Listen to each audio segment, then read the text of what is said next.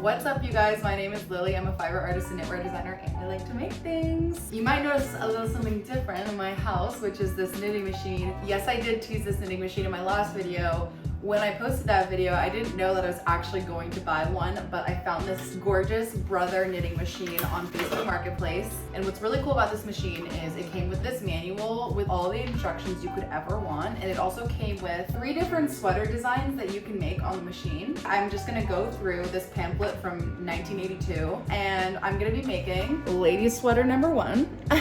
This cute little turtleneck guy, and also you might see this in the forefront, but I also have all this extra like scrap yarn because this is sort of like a learning project, so I'm just gonna use like really low stakes yarn that I have left over. Without further ado, let's get into it. And we're gonna start by casting on.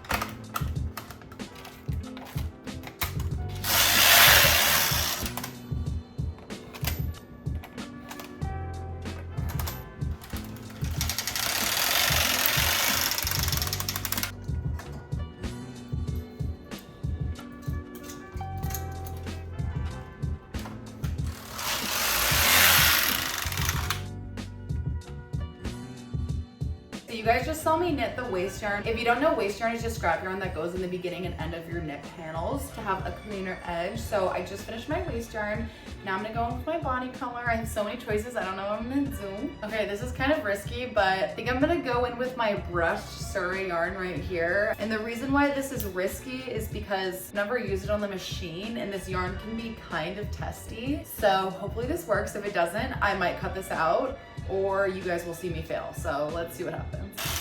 Okay, that was 1 row. Oh wait, I fucked up. Okay, you already know this wouldn't be a Lily video if I didn't mess up at least once. I did just mess up, but I'll show you what I did wrong. So each of these represents a stitch on the panel. When you're knitting a panel, you want all of them to be in the B position, which is here, and you want them all to be flat. So that means all of these are gonna be stitched in a row. For this pattern, they want you to only knit half of the stitches in the row. And what this does is it creates like a ribbed effect. So it's sort of like how this machine does ribbing. And so I messed up because I put all of these into the B position for a panel, but we're actually doing ribbing. So now this is set up, and I'm gonna do my first row of my cutie pink yarn. Okay, let's do this one more time.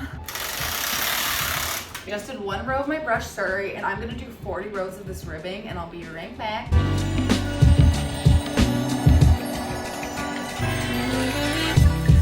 Okay, that took about 2 seconds. So now that I have all of this ribbing, I'm gonna place all of the unused needles back into the same position, which is called B position.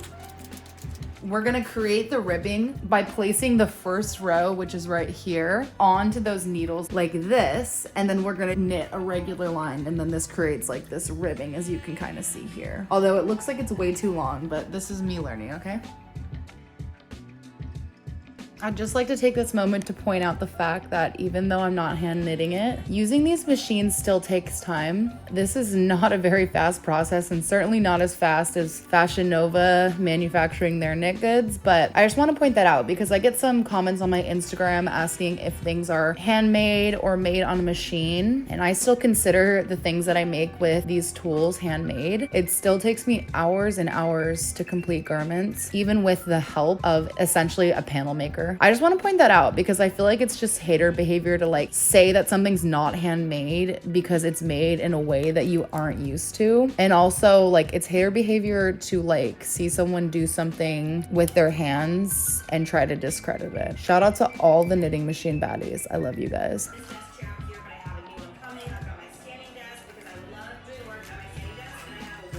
Part of me was thinking of moving this into the office, but I think I'm gonna keep these here and I'm gonna add something else.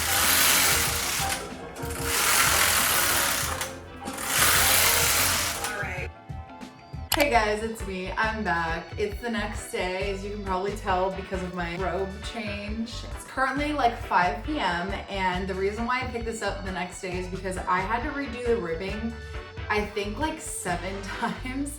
I just kept making like small mistakes or like dropping a stitch because the tension was too tight, so it was like a lot of guesswork. However, I have officially redone the ribbing, and I actually decided to go with just my regular wool silk yarn as opposed to the brush Surrey yarn because it's just has a lot more stretchiness, so it's just better for ribbing. I've finished my ribbing and I have done 9 rows of just like regular body for the back of the sweater. I'm working on the back of the sweater right now, and I am going to switch from this yarn to this yarn, and we're gonna go in. This is the moment of truth.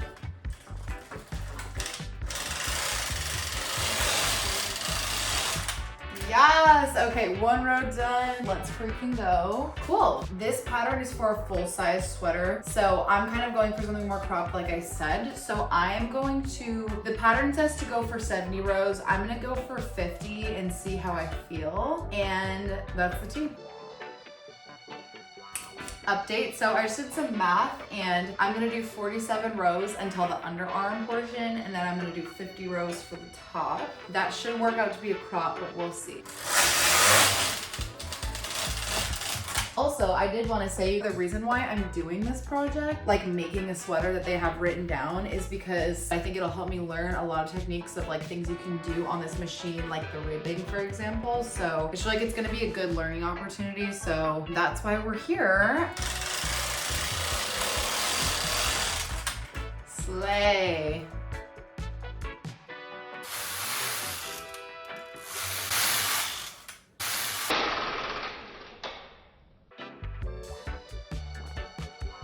Let's try that again. Woo-wee. Just reached row 47, and now we are gonna do 53 more rows, and then we're gonna be done with the back. Let's get it.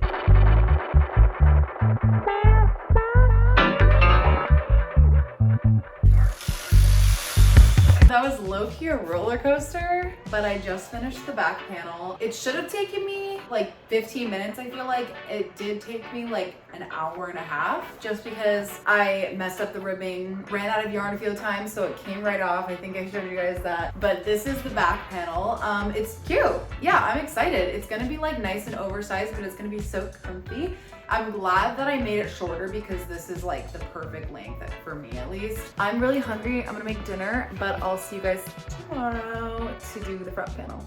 New day, different robe. I'm back, you guys. No, it is not tomorrow. It is a few days after I filmed that last clip, and I realized I made a mistake, but it's not a bad mistake. This back panel is not done. I have to do the turtleneck. So I'm gonna quickly pop just this part back on the machine, and we're gonna make a little turtleneck. Let's do it.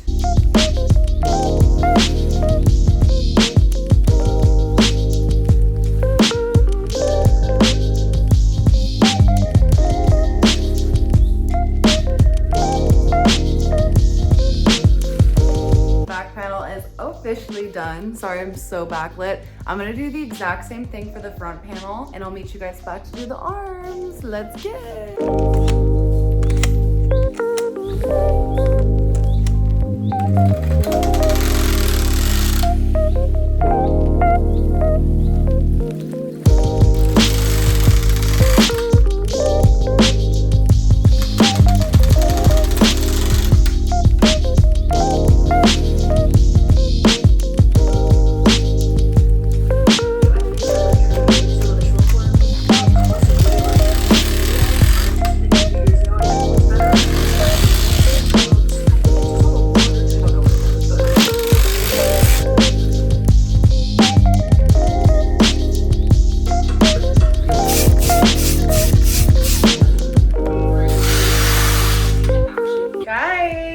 I just showed you making the sleeve. Gorgeousness. And I did that all like voiceover because frankly I am a little hungover and tired, so I did not want to really talk it through. But I have both my sleeves now. I got my front and my back. Bing bang bong. Look at all this yarn, bro. This is like so much yarn. And it's time to assemble, so let's do it.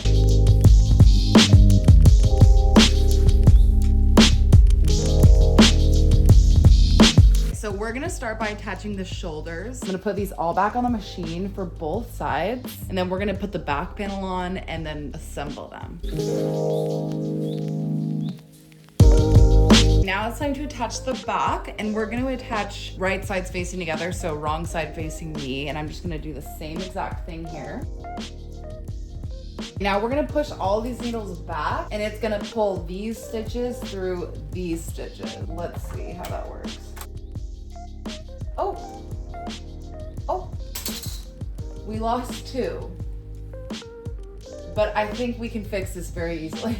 That was a sleigh. The instructions say to do some waist yarn rows and then bind off with like a tapestry needle. However, I am just gonna do waist yarn rows and then I'm going to do a like single crochet bind off. I just feel like it's gonna be faster and easier. So that's what we're gonna do.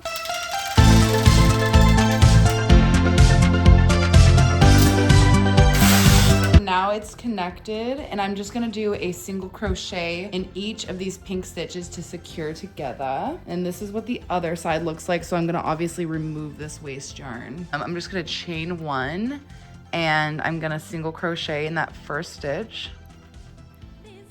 And that's literally it. So I'm just gonna single crochet in all of these pink stitches. And that will just secure them. They won't be able to unravel. This is the same technique that I use with my Centro for removing waist yarn. Hey, okay, so I just finished securing all of these stitches and now I'm just gonna chain 1 and cut off. And now I can unravel this waist yarn. Hopefully this works. I get scared. Okay, it's literally my first time doing this. Okay, slay. Now the shoulder is joined on the right side. Yay, shoulders are done. And now we're gonna attach the arm. Hey guys. Oh my god, this is kind of a little bit of a reveal. I put on one arm off camera. I'm gonna show you how to do the other one, but I just wanted to show you how it's coming together and it's actually looking so cute. Definitely the best machine sweater that I've made so far in terms of quality, so I'm so excited about that. But without further ado, let's put the arms on. Hee hee. もしもし、そろそろ着く。ちょっと待ってて。めっちゃ楽しみ。 I'm excited. First of all, these flowers my boyfriend got me for National Girlfriend Day. Isn't that cute? Everyone was like posting about it. I was about to like text him and be like, where's my post? Because it's like so stupid, but then he came home and he actually got me flowers and I was like, oops. That was nice. Okay, let's add this arm panel. I can't talk. When we were doing the front and back panels, the instructions told me to put a stitch marker at a specific row on both sides. So I think it was like 50 or so rows. And that's how you know exactly where the arm panels are gonna go, which is genius. I'm gonna place both sides of these stitch markers on the machine and I'll explain more once we're there. The arm panel was 93 rows, so I have 93 pins in like the B position. I'm gonna stick this where the stitch marker is. Boom. And now all we're gonna do is insert each stitch evenly throughout the garment. So I'm gonna go next into the very middle and I'm gonna insert that into basically the middle of the machine. And that's it. So I'm just gonna insert this panel back onto the machine as evenly as I can. It does take a while, trust and believe.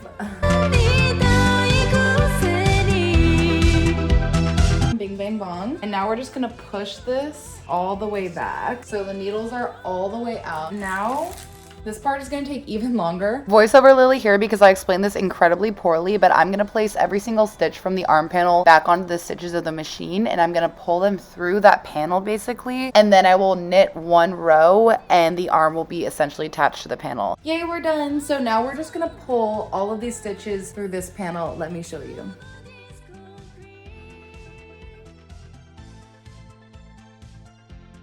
Sorry for like cutting, that got intense. However, as you can see, all of those blue stitches have been pulled up. I'm just gonna run through with my waist yarn a few rows and that will totally secure the stitches.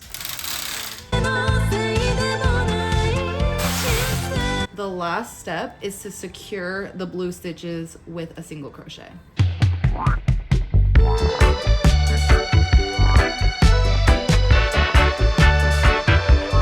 All right, we just finished securing all the stitches with a single crochet and I'm just gonna cut off my yarn.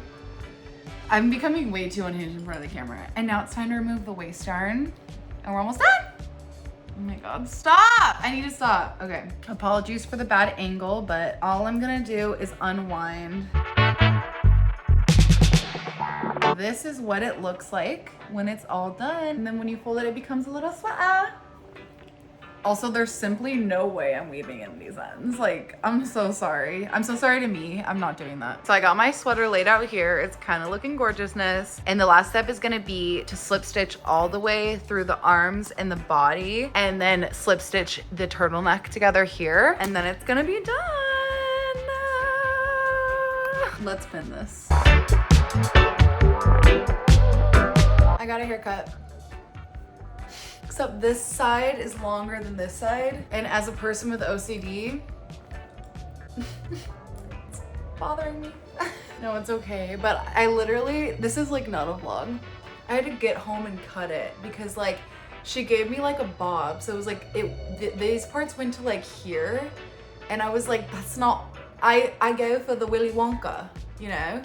And so I had to like come home and like cut it, and it was so stressful, and this side is still longer, but I think when I put it behind my ears it's fine.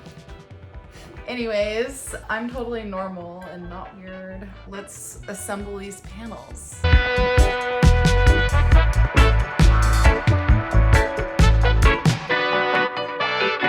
It's reveal time. Holy shit, you guys, I actually cut a look. I made a sweater!